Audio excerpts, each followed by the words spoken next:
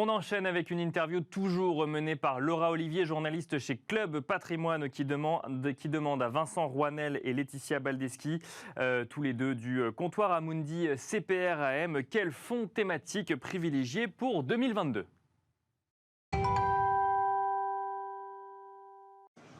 Quel fonds privilégié pour 2022 ? On en parle tout de suite avec mes deux invités. Bonjour Laetitia Baldeschi, bonjour Vincent Rouanel. Bonjour. Bonjour. Alors Laetitia, vous êtes stratégiste, je sais que vous avez beaucoup de choses à dire en ce moment sur la Chine. Donc justement, quelle est votre position aujourd'hui ? Alors c'est vrai qu'on parle beaucoup de la Chine, on a une actualité très très forte depuis quelques mois. Tout vient, me semble-t-il, d'un changement de modèle en Chine qui se produit depuis déjà plusieurs années, qui est en train d'accélérer avec le vieillissement de la population qui est très rapide, plus rapide qu'on ne pouvait l'anticiper, et un développement qui se fait au prix de fortes inégalités.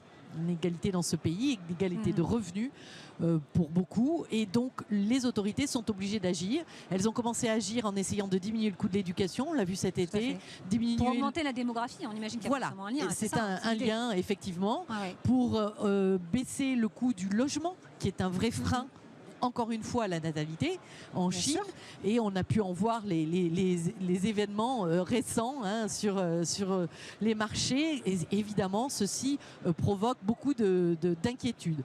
Et puis on voit que l'économie chinoise est quand même dans une phase un peu compliquée actuellement, une conjoncture défaillante. Pourquoi ? Parce qu'il y a toujours l'épidémie en Chine, qui est gérée de façon stricte, à la chinoise on va dire, avec des fermetures d'activités assez fortes qui viennent impacter négativement la dynamique économique, et puis également la volonté de contrôler les émissions de gaz à effet de serre, les émissions de carbone dans l'atmosphère. Ça, c'est l'autre sujet dont on parle, absolument. Et c'est un sujet très important aujourd'hui, notamment en Chine, et on le voit aujourd'hui, ça vient perturber la dynamique de reprise de l'activité manufacturière en fermant des usines de production électrique notamment. Et nous avons des coupures, donc des fermetures d'activité un peu partout dans le pays, surtout dans le nord-est, et ceci vient freiner la dynamique de reprise dans le manufacturier.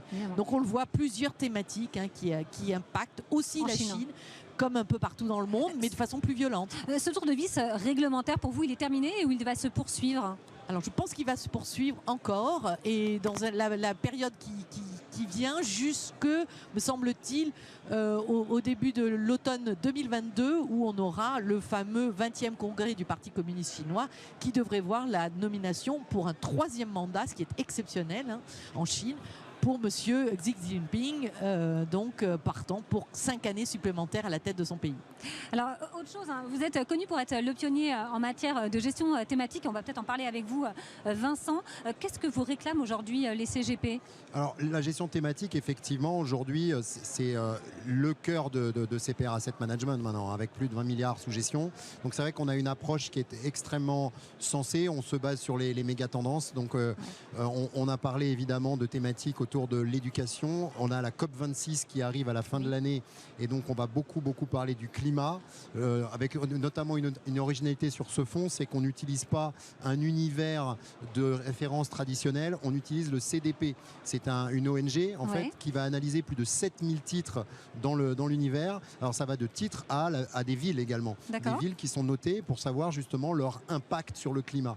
Et cet univers est extrêmement intéressant, il est très profond. On s'en sert comment après de ces données ? Cet univers, on s'en sert pour sélectionner ensuite des titres avec finalement des filtres très forts ESG, puisque ce fonds en plus est noté, alors on va un peu jargonner, SFDR 9. Il faut qu'on explique du coup. Voilà, il faut qu'on explique, c'est qu'en SFDR 9, on a des logiques extrêmement fortes d'approche ESG. C'est pas juste on met une coloration ESG, c'est vraiment, ça c'est plutôt du SFDR 8. Le SFDR 9, c'est carrément construit, le fonds est construit avec une thématique ESG complètement à l'intérieur du fonds. Ça veut dire par exemple si je prends un autre fonds qu'on commercialise aussi beaucoup qui s'appelle Food for Generation, on va mesurer l'impact de la consommation d'eau du portefeuille par rapport à l'univers. C'est-à-dire je sélectionne des valeurs agricoles, notamment dans Food for Generation, qui vont consommer 2,5 fois moins d'eau que le portefeuille, que l'indice sous-jacent.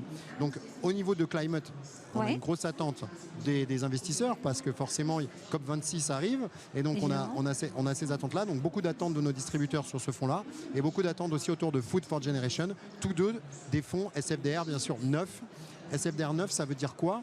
Ça veut dire que dans peu de temps, dans 1 an, dans 2 ans, on va devoir fournir de nouveaux KPI, c'est un terme anglais, oui. mais qui va Qui veut dire du coup c'est Personal Indicators. Enfin, grosso modo, ça veut dire quoi? Ça veut dire que dans le portefeuille, j'investis 1 000 €.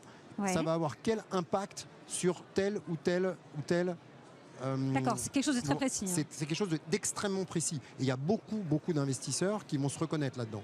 Si je prends par exemple nos rapports d'impact aujourd'hui qui s'inspirent de ça, sur le fonds par exemple éducation, on va dire voilà, aujourd'hui, pour 1 000 € investis dans le fonds, combien on va former d'étudiants de leur plus jeune enfance, leur plus tendre enfance, 6 ans, jusqu'à on va pouvoir donner des chiffres 18 ans. vraiment, encore une fois, précis. Voilà, on est capable de fournir des chiffres extrêmement précis dans les rapports d'impact. Et ça, c'était le dernier thème qu'on voulait peut-être mentionner, c'est que nous, on est sur des logiques d'impact, que ce soit sur Climate, sur Food ou sur le 3e fonds dont j'ai parlé, Éducation, qui mesure spécifiquement l'impact du fonds. En fait, on est passé d'un monde, si vous voulez, d'un monde en deux inconnus, c'est-à-dire la performance et le risque, à un monde en 3 X, Y, Z, c'est-à-dire performance, risque, mais également impact sociétal. Ça, c'est plus dur à mesurer. Et impact sociétal, ça c'est pour ça que ce rapport d'impact, et ce rapport d'impact, il est très important et on s'attache à fournir des rapports d'impact à nos investisseurs. Merci beaucoup à tous les deux d'être venus sur le plateau. Merci. Voilà, c'était Vincent Roinel et Laetitia Baldeschi du comptoir Amundi CPR AM au micro de Laura Olivier, journaliste chez Club Patrimoine.